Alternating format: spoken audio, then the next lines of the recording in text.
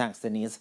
17 records have so far been broken as White Speeders Swim Club continue to lead the standing on the penultimate day of the ASAJ Christmas Open Swim Meet at the National Aquatic Center. White Speeders, who are currently on 816 points, are followed by Tornado Swim Club, who are on 150 points behind on 649 points, while Aquamarine Ripples are a distant third with 313 points. Coach of White Speeders, Gillian Millwood, says it's now all about keeping the swimmers healthy going into the final day.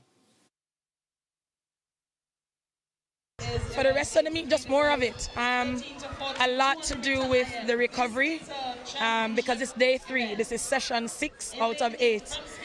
So that's quite taxing on the body. Tonight is exciting. Tomorrow is going to be exciting. 50 free, 100 meter breaststroke. Everybody loves a 4x50 meter freestyle relay. So everybody's looking forward to that. But you have to get through tonight. You have to get through tomorrow morning. So a lot of it, yeah, the recovery.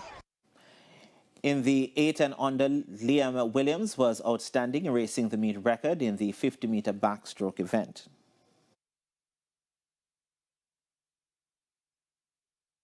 Yes, I felt like it was a record I could have broken.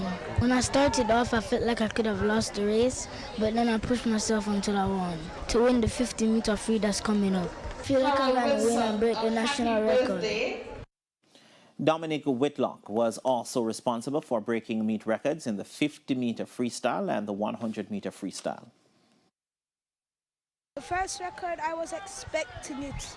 It was at 50 meters, so I had to go out there fast. I had to start fast. Couldn't hold anything back. If I held anything back, I wouldn't have been able to do the time.